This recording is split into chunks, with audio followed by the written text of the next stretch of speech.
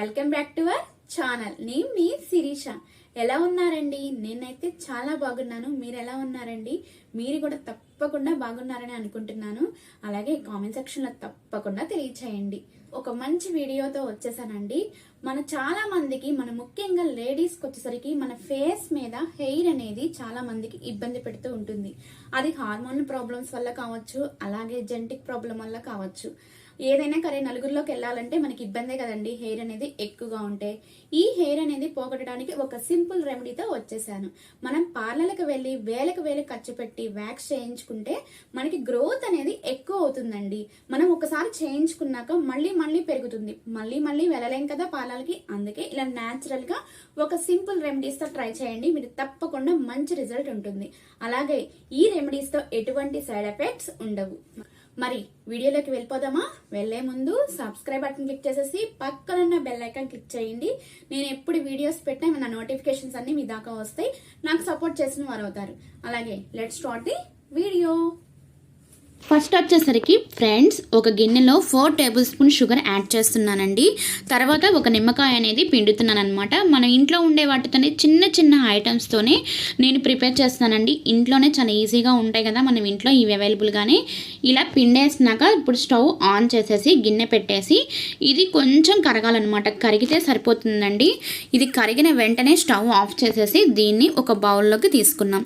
లేకపోతే ఏమవుతుందంటే గట్టి పడిపోతుంది అనమాట. గట్టి పడిపోతే మళ్ళీ మనకి మెల్ట్ అయిపోయి అది ఇక ఉపయోగపడదు. కొంచెం వాటర్ యాడ్ చేసుకొని మళ్ళీ చేసుకోవాలన్నమాట. అందుకని కొంచెం నేను కరగంగానే స్టవ్ ఆఫ్ చేసేసి దీన్ని వెంటనే ఒక బౌల్లోకి ట్రాన్స్ఫర్ చేసుకోవాలి. చూడండి, ఇట్లా కొంచెం గట్టిగా అనిపిస్తే మీరు కొంచెం వాటర్ వేసుకొని మళ్ళీ యాడ్ చేసుకోండి. దీంట్లో కొద్దిగా నేను 1/2 టేబుల్ స్పూన్ కాఫీ పౌడర్, అలాగే కొద్దిగా టర్మరిక్, కొద్దిగా మీరు ఇంట్లో అవైలబుల్గా ఉండే కోకోనట్ ఆయిల్ ఏదైనా పర్వాలేదండి. మొత్తాన్ని ఒక్కసారి మిక్స్ చేసేసి కొంచెం గట్టిగా అనిపిస్తే మరొక్కసారి స్టవ్ మీద పెట్టేసి మెల్ట్ అవనివ్వండి. ఇప్పుడు ఒక క్రీమీ స్ట్రక్చర్ లాగా, అంటే మన ఫేస్ మీద అప్లై చేసుకునే స్ట్రక్చర్ లాగా అవుతుందన్నమాట. ఇది మన ఫేస్కి అనేది అప్లై చేసుకోవాలి. ఫేస్కి అనేది అప్లై చేసుకునే ముందు ఫేస్ వాష్ కానీ సోప్ కానీ ఏదైనా ఫ్రెండ్స్ ముందర మనం క్లీన్ చేసుకున్నాకే అప్లై చేసుకోవాలన్నమాట. ఇలా అప్లై చేసేసుకొని చక్కగా ఒక 2 మినిట్స్ పాటు డ్రై అవనివ్వండి.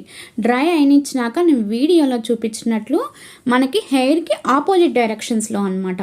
ఆపోజిట్ డైరెక్షన్స్లోనే మనం ఇట్లా రఫ్ చేస్తూ కొంచెం పైకి కిందకి 2 హ్యాండ్స్ ఉపయోగించి చక్కగా కొంచెం పేషెన్సీ ఉంటే చాలండి. మనం అప్పుడప్పుడు 10 డేస్కి ఒక్కసారి చేసుకుంటే ఇలా మీరు ఖచ్చితంగా ఫేషియల్ హెయిర్ అనేది రిమూవ్ అయిపోతుంది.